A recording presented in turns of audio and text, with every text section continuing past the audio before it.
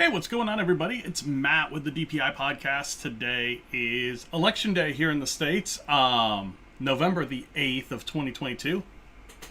I voted over here. There you go. Hopefully you guys did too, as long as you're legally allowed to vote. And we've got some Disney news tonight. We're going to have Peter with Princesses and the Mouse Disney Travel joining us. And we've got some good news tonight, so stick with us. This is Disney Planning Insights.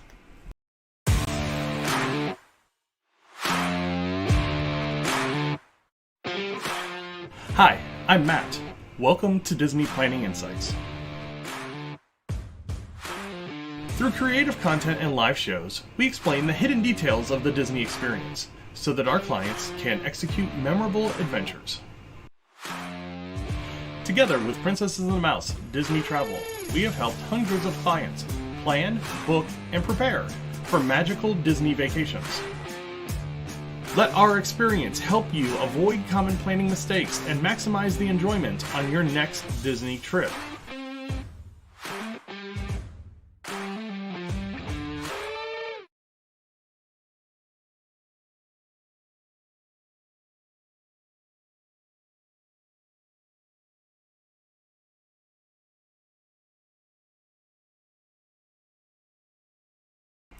Hopefully you guys are having a good week. We've got a lot going on around the parks. Tonight is the first not so scary Disney's Very Merry Christmas Party. And it looks like it's going to get rained out. And Shannon and I have experience in these rainouts. They really suck.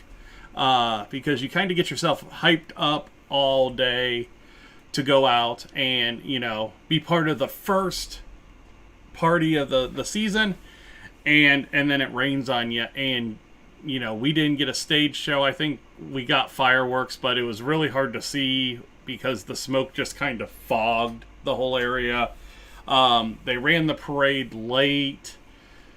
Yeah, it was just a whole thing, and it was back when they still had the dream lights on the castle, and we were excited to see Elsa light the castle for the first time, and we still haven't seen that in multiple trips to the park around the holidays. So yeah, it's been an interesting start to the holiday season at Disney. And not only that, they have some weather to deal with. So before we bring on Peter with Princesses and the Mouse Disney Travel, let's get some things out of the way. First off, if you haven't subscribed, definitely hit that subscribe button, hit the bell.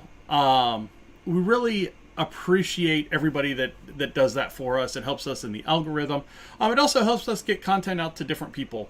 We're doing this to help people out in different ways, whether it's with the news, with travel planning, that kind of thing. So any way that you can help us out would be greatly appreciated. We just passed 230 subs over the weekend, so really excited about that. Also had a couple of new public subscribers over on YouTube.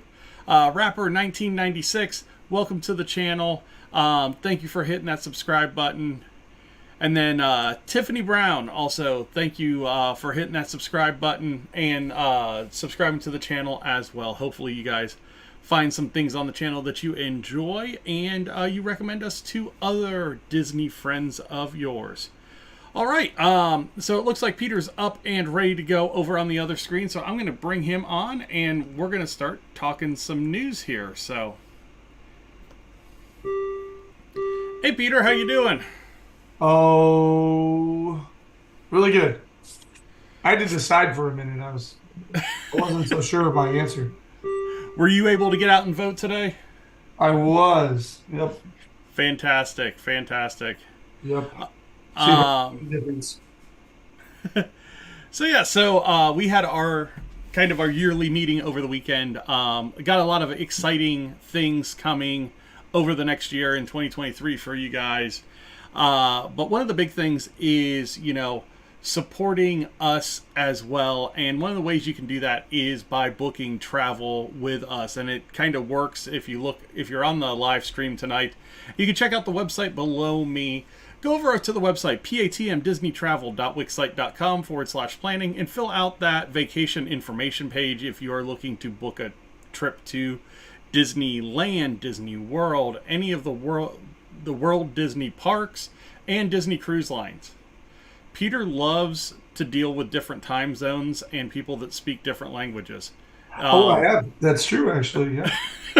I have booked trips for individuals who live in Brazil who spoke very little English. And so to make things easier, they would speak in Spanish and I would take it and Google Translate it. And then I would take my reply and put it into Google Translate and then send it back to them in Spanish. And so that was very, but it worked because, they prefaced it with like, "Hey, sorry, I don't speak English." And I said, "Okay, sorry, I don't speak Spanish, but I do speak Disney. And as long as you're okay with the poor syntax and grammar that comes from Google Translate, then let's make this happen." Yeah, and really you can book for basically anybody except for residents of the United Kingdom, correct? Yeah, just about.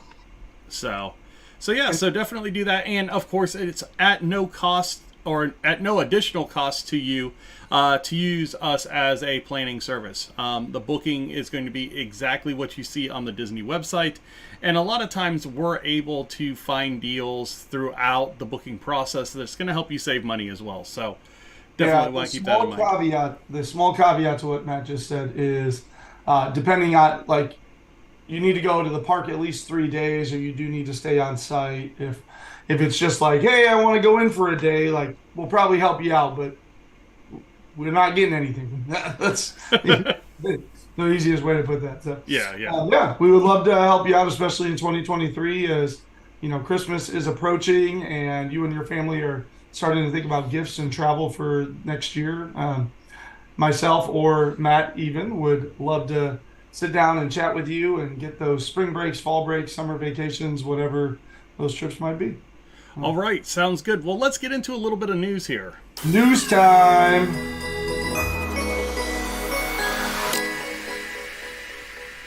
All right, and we've got our timer. Let me bring up the good old Twitterscape here. And let's start off with the first night of Very Merry. Very Merry opens tonight, runs through December the 22nd.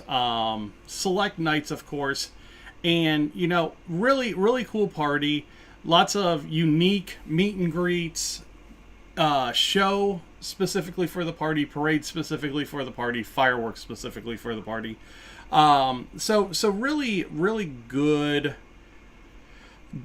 offering from Disney. You've done Boo to You, the Not So Scary party. I've done the Very Merry and the Not So Scary. I've done the Very Merry.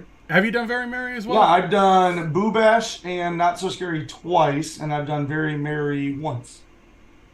And great party. Five new dates have been sold out now. So we're looking at, I think that's a total of 11 dates now that are sold out. If you think about it, if they're doing 3 a week for the next 8 weeks, that's about half the dates that are sold out right now. So if you do want to go to the party, definitely get us involved so we can help you plan that trip. Also happening is Disney has another tropical storm kind of brewing tomorrow into Thursday. Yeah, Nicole is starting to make its presence felt in the Florida area. Peter, talk a little bit about Disney's severe weather policies. Well, Disney has already announced that their water park and the mini golf courses will be closed on Thursday as a result of this severe weather coming in. But so far, no announcement on the parks themselves or Disney Springs. I would anticipate the parks and Disney Springs to remain open with potential interruptions to transportation, maybe during the heaviest parts of the storm. But as we kind of talked about when the, Ian Is that about right? Yeah.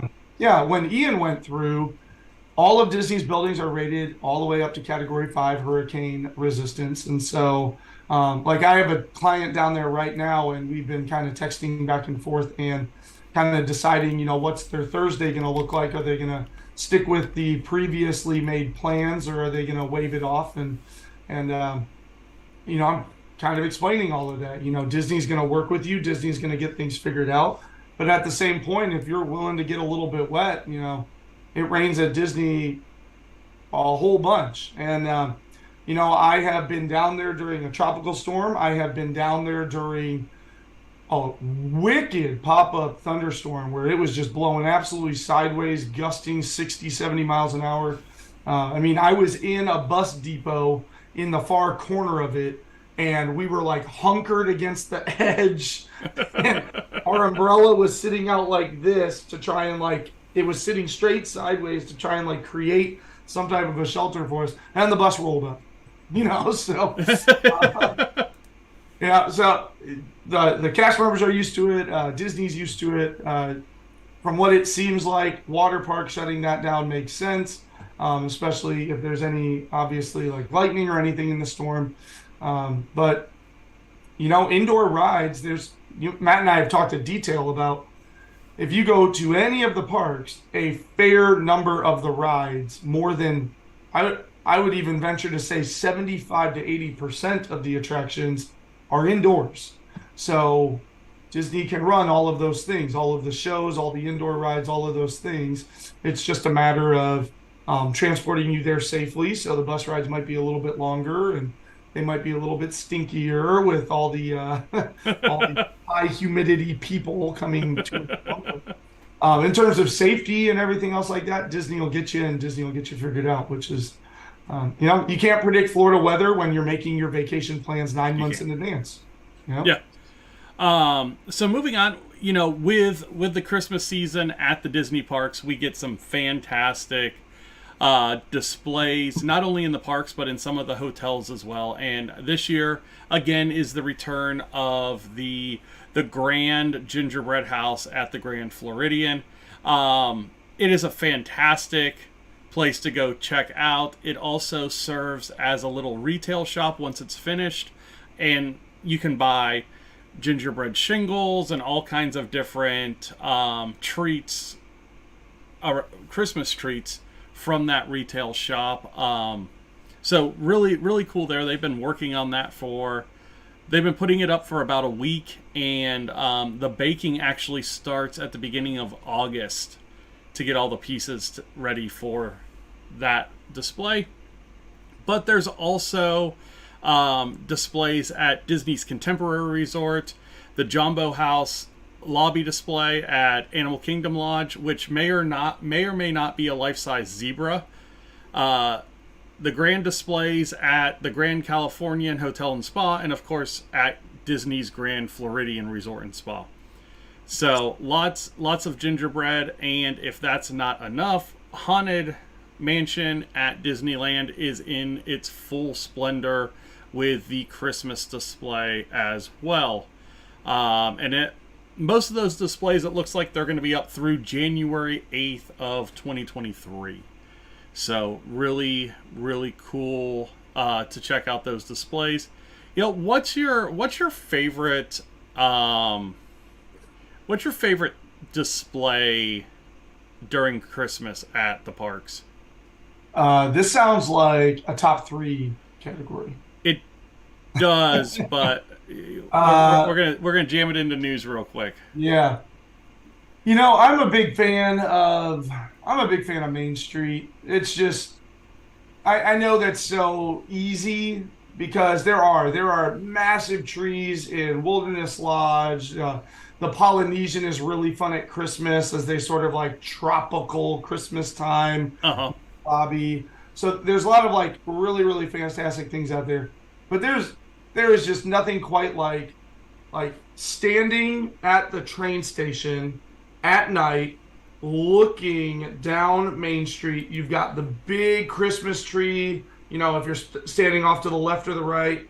I'm a big fan of kind of the view on the right. Christmas tree off kind of middle left, and then just lit all the way down with Christmas lights all the way into the Icicle Castle is just, I mean, maybe one of the best sites to just sort of like get that, I don't know, nostalgic, magical type just rush of Yeah, emotion. we need to get the Icicle Castle back because it's another year without the Yeah. dream lights on the castle. Yeah. So, yeah, I'm with you on that. You know, I think another one, and this is going to be a kind of a surprising one, but what Animal Kingdom does with their displays, because they are very culturally appropriate, and Animal Kingdom just started doing a lot of Christmas stuff a few years ago, and have done a really good job when you think about the parks that are there and the parts of the park that are there.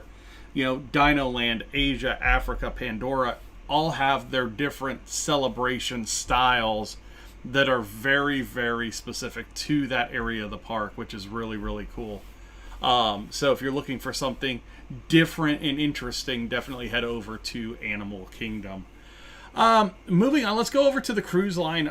Beginning November 14th, so here in about a week, sailings departing from the United States Disney Cruise Line will no longer require guests, regardless of vaccination status, to provide proof of negative COVID-19 test prior to sailing. It is sailing as pre-pandemic normal again. Yep. So, We made it. hey! And the peasants rejoice. Um, Oh, you come on. Keep talking. I'll be back.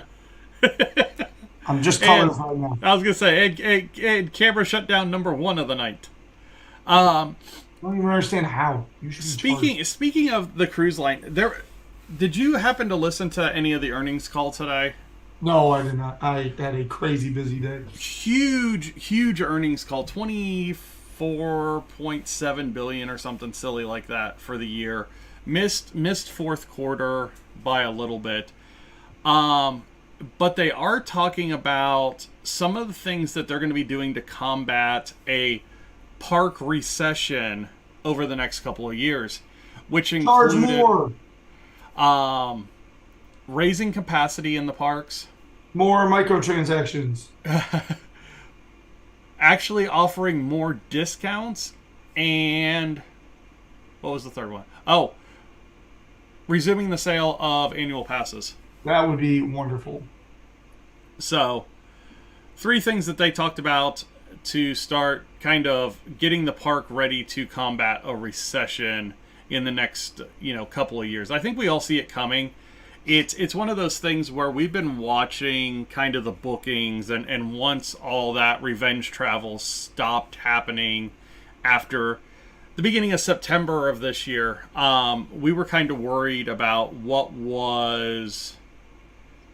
were the bookings going to look like going into next year. And I mean, it's kind of confirmed what we thought all along, was we were going to see a huge dip, and next spring is looking like a fantastic time if you want to go, because they are offering discounts at basically every level. All the way And- until the end of April already. I mean, Yeah. those should release in January, Yeah, which tells me that the summer into fall booking of spring break has got to be way down if they're offering end of April deals already right now in November. yeah, I mean, I think it surprised both of us when we saw that we were getting these huge deals, and I guess huge isn't the way that they structured it was a lot different than they have before. It wasn't just like 25% off of the deluxes. There were some moderates mixed up in that 25%. Mhm. The Little Mermaid rooms were available in this discount. Sorry, go ahead. Oh, I was going to say, there were a lot of things that you don't normally see that kind of released with these discounts.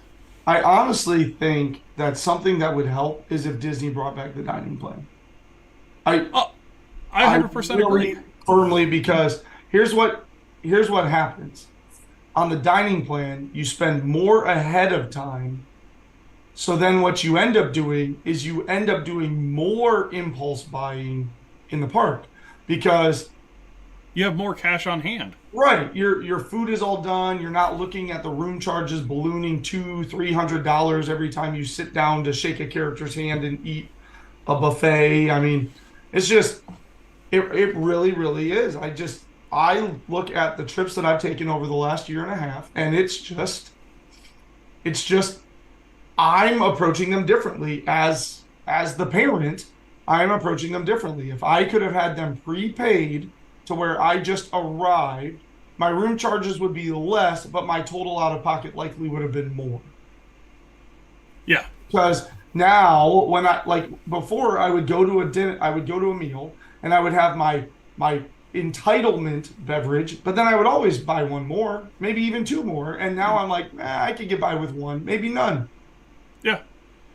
Because you're looking at that cash go out incrementally now instead of, hey, it's just one big purchase, it's all wrapped in. Right. And it also, what separated Disney for a long time was it almost felt like an all-inclusive resort once you got there. Your food was paid for, your transportation was there. Yeah. You basically got off the Tipped plane. and bought souvenirs. Yeah. You And got extra off the plane drinks. and you were kind of catered to by Disney, and you spent the money in the parks knowing that everything else was taken care of. Right. I feel like all these little takeaways and microtransactions have.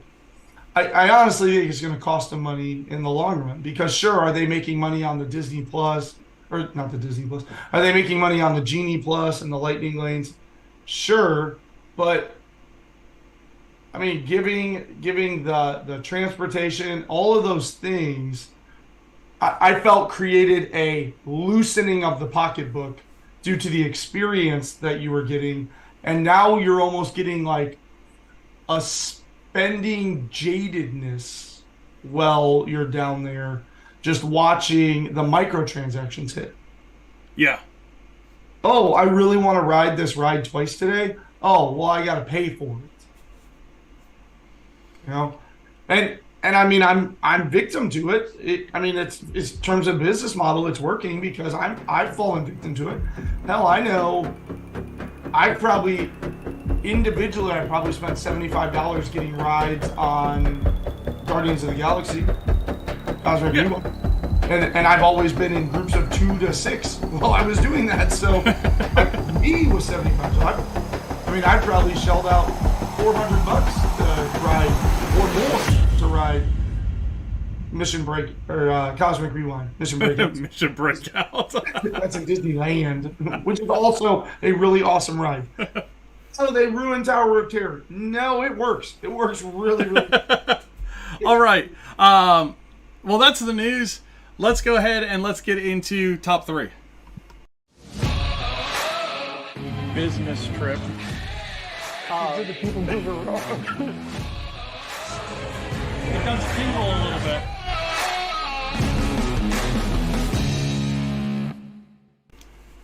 All right. Wait. We went through the news and we didn't talk about the fact that Disney, the Galactic Star Cruiser's rolling at 25% capacities on most things because it's way overpriced. Okay, bonus news for you. You can get on any Galactic Star Cruiser booking that you want if you're willing to pay for it. Give me a call. I'll put you on tomorrow. All right. Top 3. If you haven't been with us for top 3s, I am going to pull out a chip out of this little baggie here, and we are going to answer a question with our top 3 whatevers for that topic.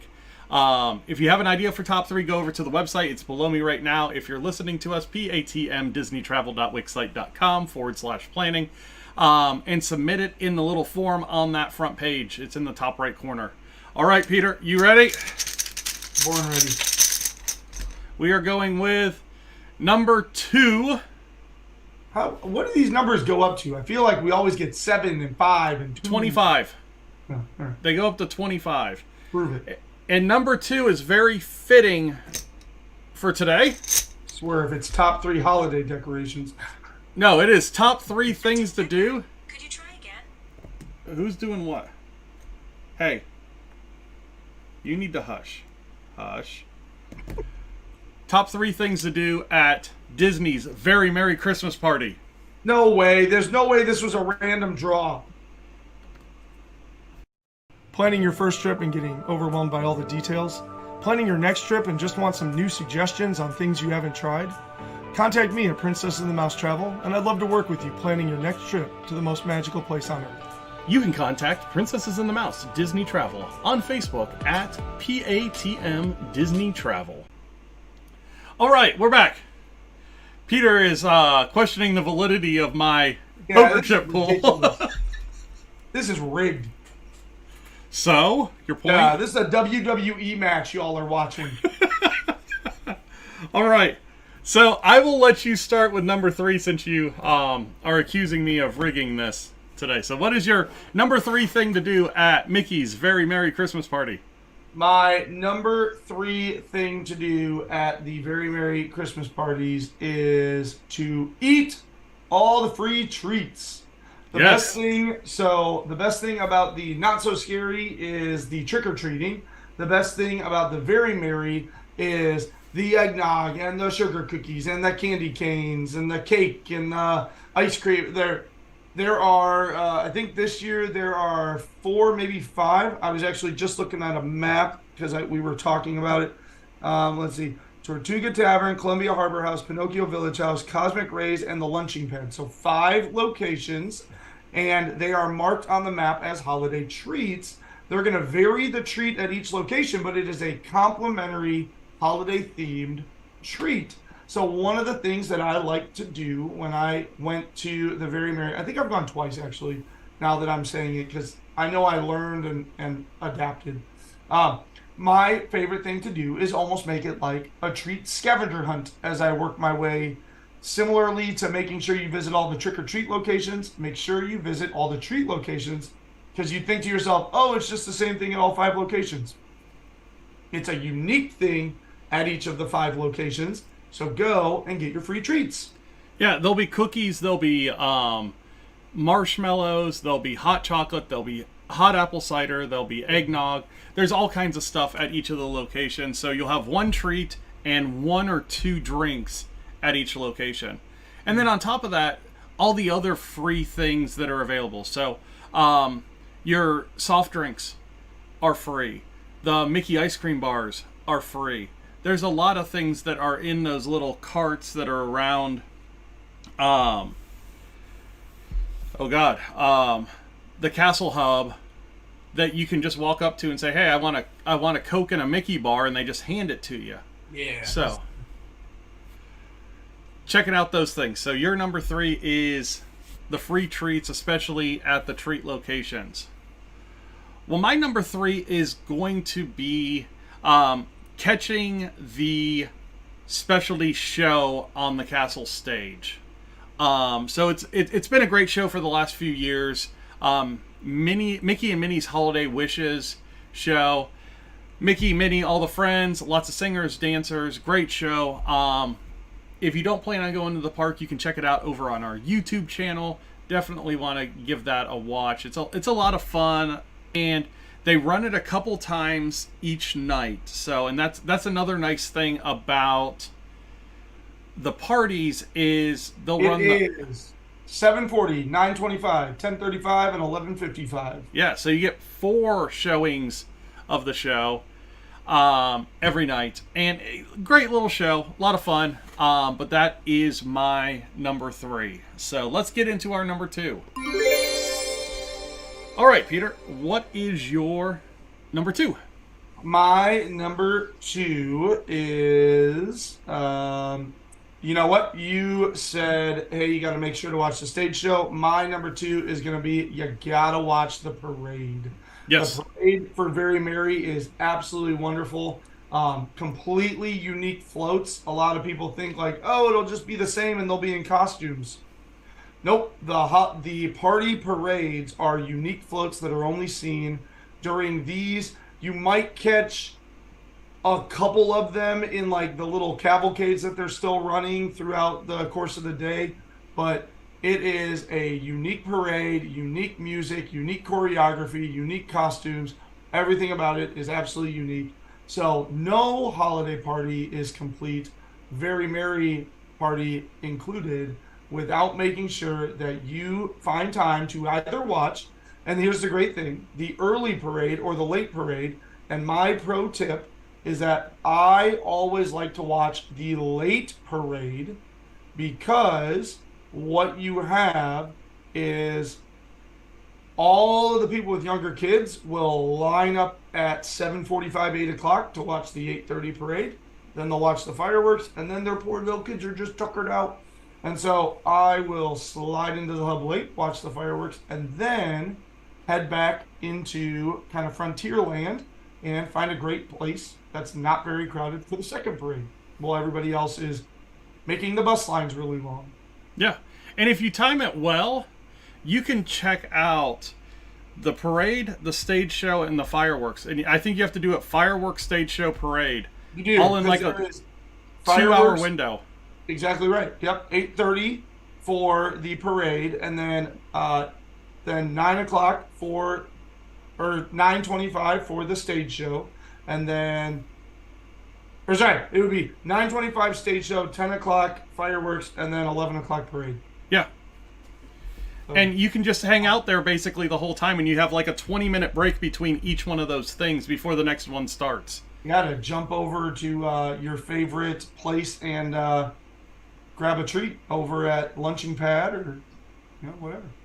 Yeah, so my number 2 is going to be sure to check out the ride overlays. Don't do that. No, pick one specifically. Okay, one specifically. Not that one, the other one. I intentionally saved it for number 1. I swear to God, I will come through this screen. Okay, check out the unique characters. Lots of unique characters. Well played. Peter's gonna lose his camera anyway.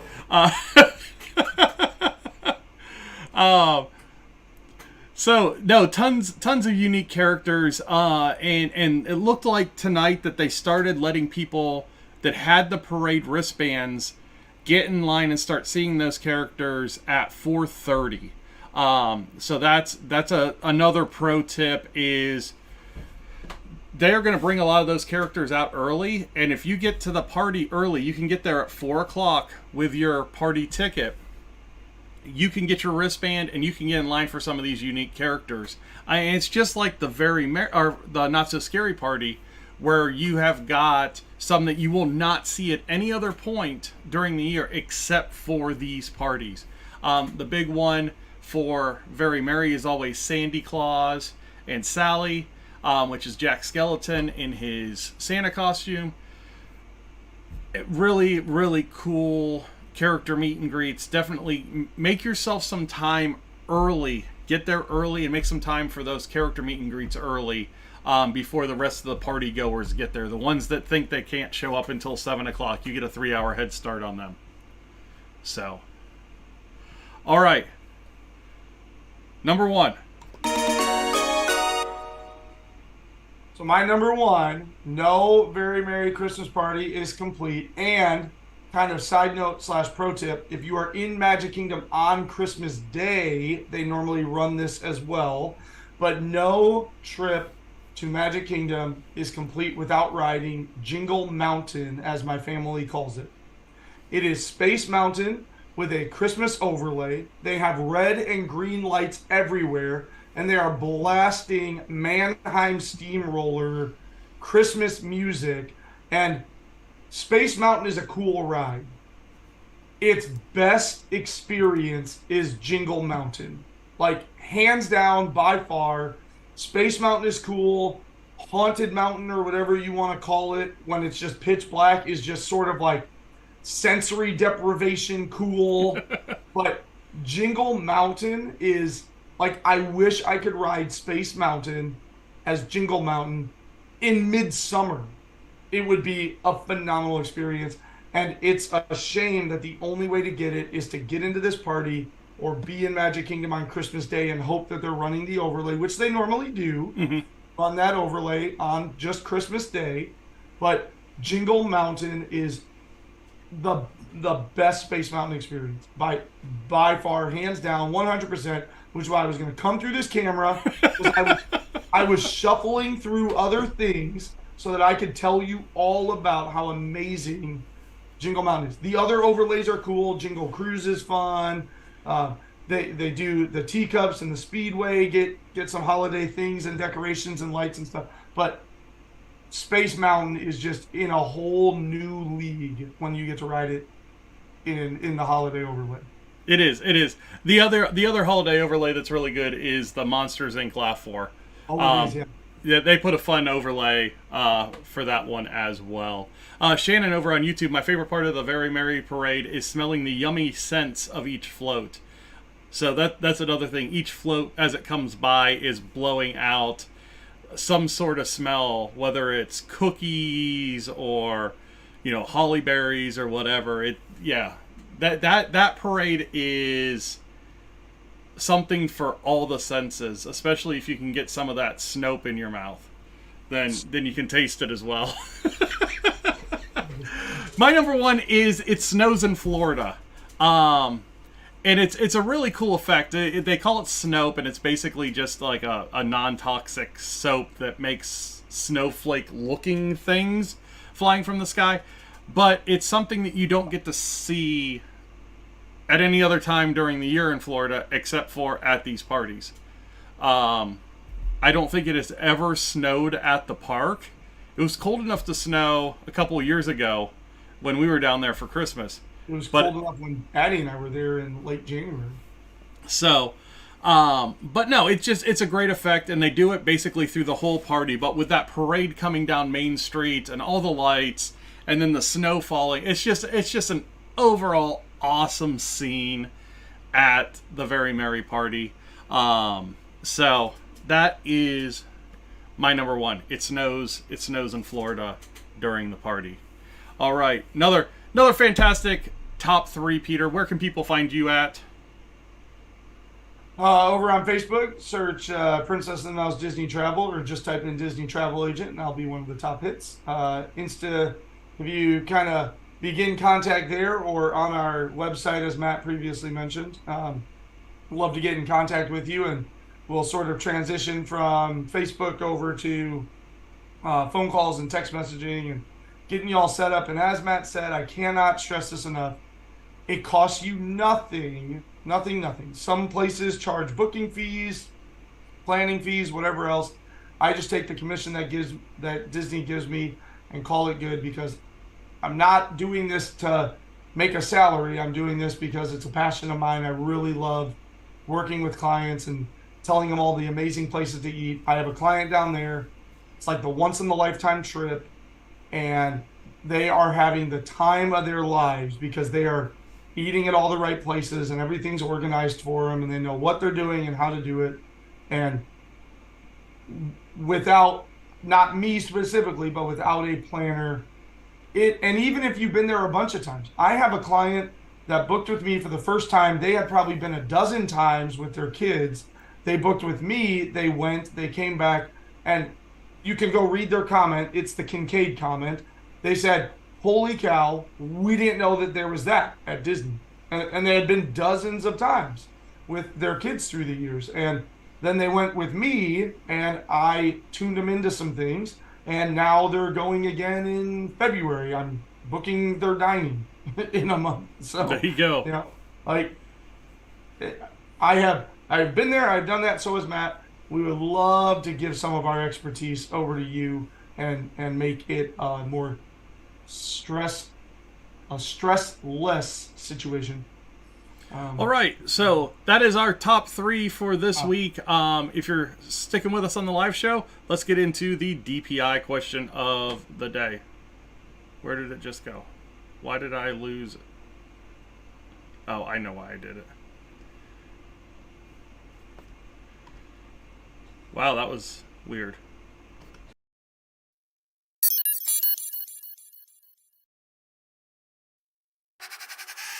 Do you have questions concerning planning a Disney trip?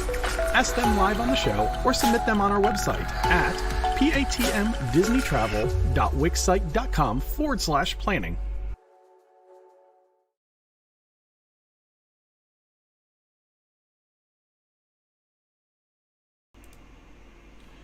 All right. Well, let me get Peter back up over here, and we'll get going again.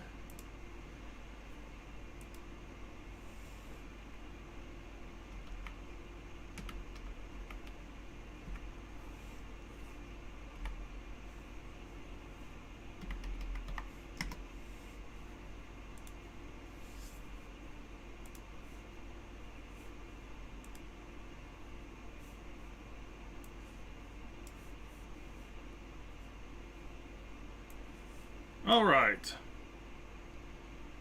And you are back. Let me get off of here. There we go. Perfect. All right. This week's client question. Really good client question. And it is concerning Uber's at getting from MCO to the parks. So let's just talk about the different ways that a person can get from, not only Orlando International but Sanford as well, to the parks. So let's start with Sanford because it's going to have less options. But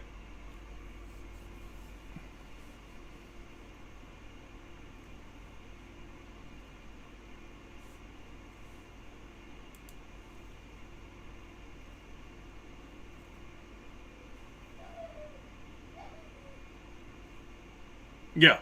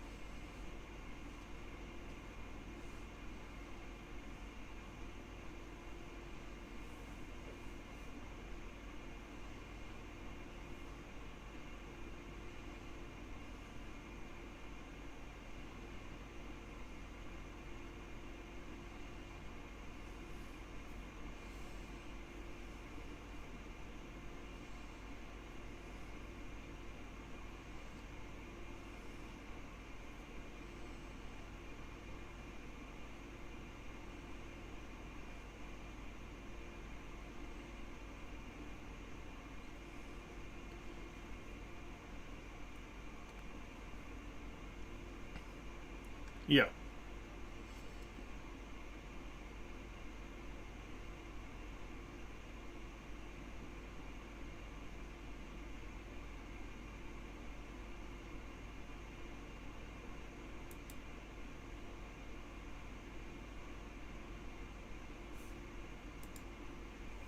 Uh-huh.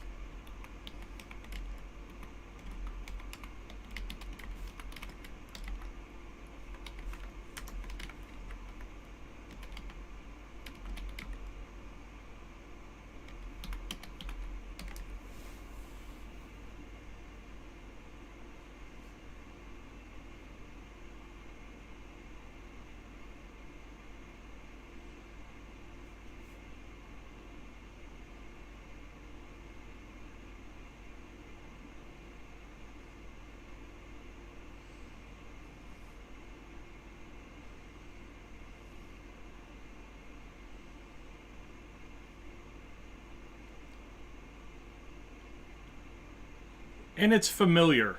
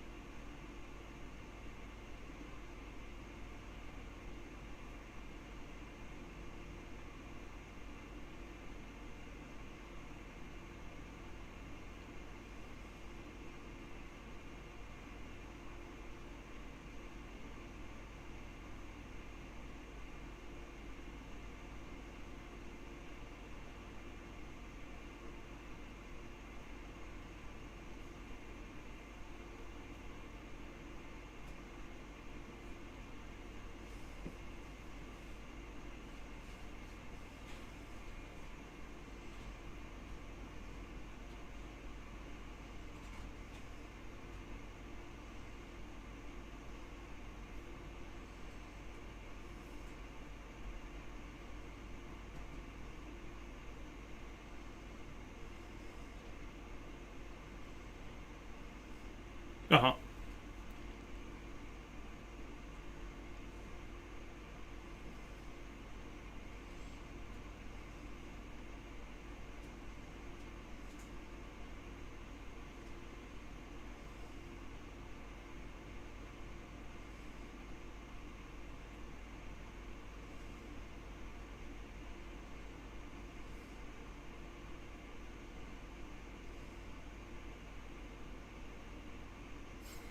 Once every episode.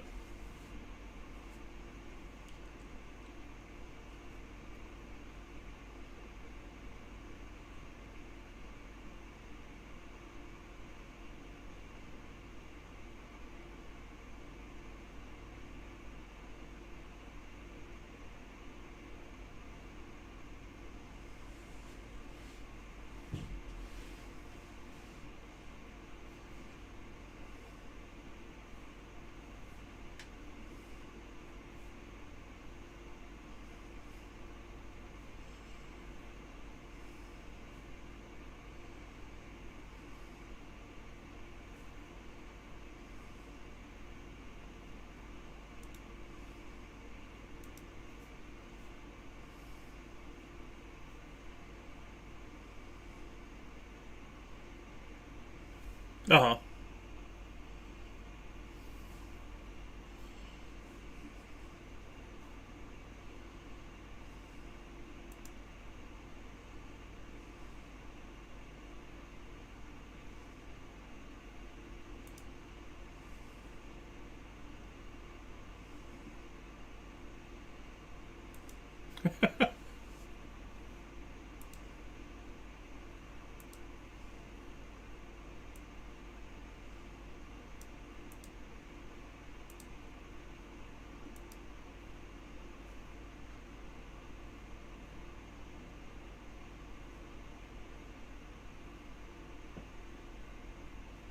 Yeah.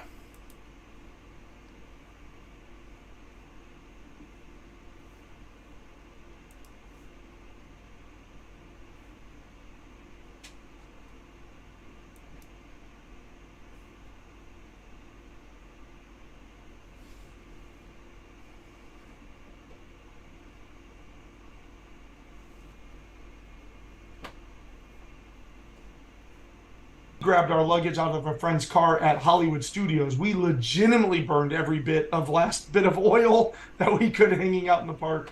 And we're standing there at the rideshare area of Hollywood Studios, and all of a sudden we got surge priced. And so trip to the airport turned into like $120. And we're like, no. And so we had to like keep refreshing. We got one to book, but the guy canceled it because he was only there trying to get surge pricing. We finally got one booked, but it was going to be like 20 minutes, and he and I had to like go. We got lucky enough that there was a driver there that says, I'm not booked for anything. I'm off the clock and I live kind of that way. I'll do it for $40 cash. And we were like, I don't like it, but yes, let's do it. And I pulled up a map the whole time and like watched us route to the airport.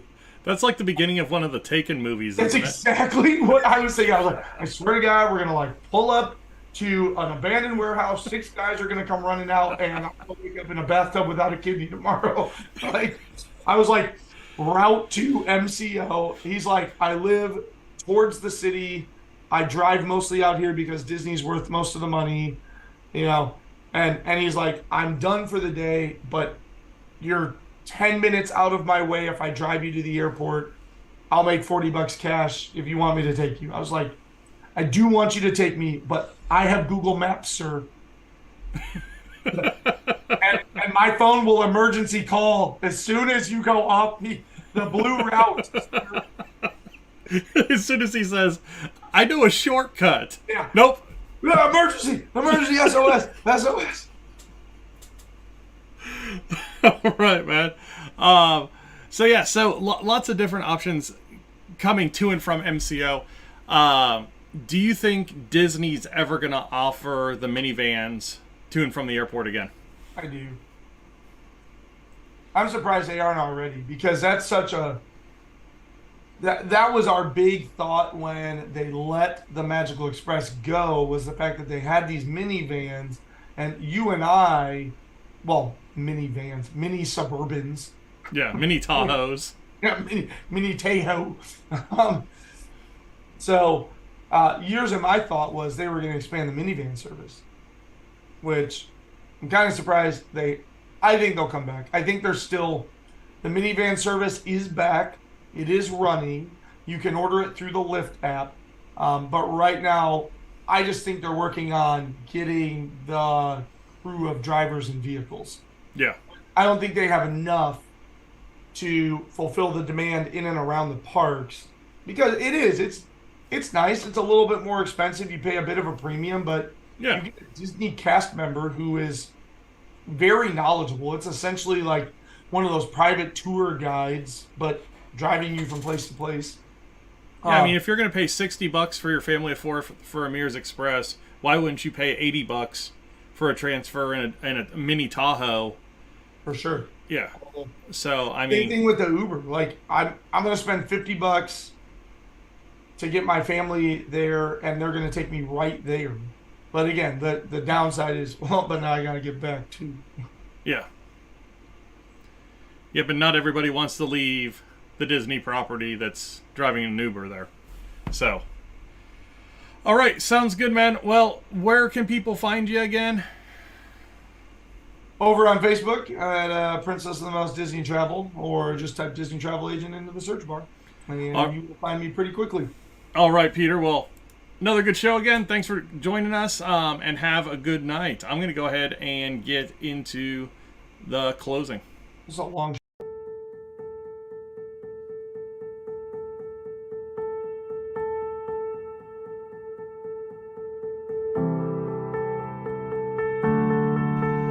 Hey everybody, Peter with Princesses and the Mouse Disney Travel joined us tonight.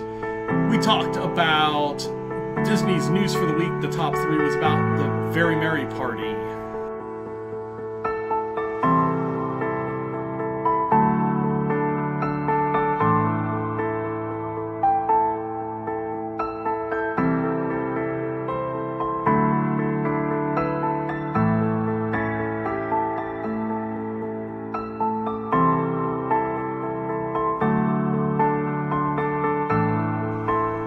If you're looking for us on social media, you can find us over on Facebook at DPI Podcast for the show, at PATM Disney Travel for the travel side.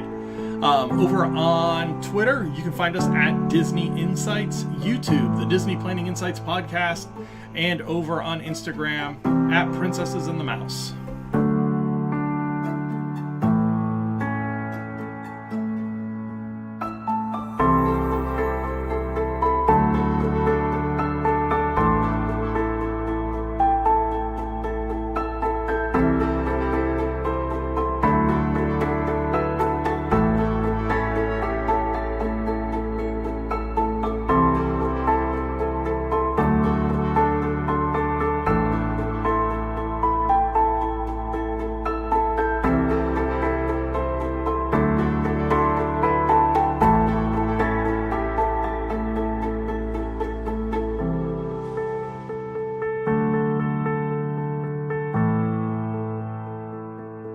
I want to thank everybody for watching, listening, everything that you do. Be sure to hit that like and subscribe button, and we will talk to you next week. Have a good week, everybody.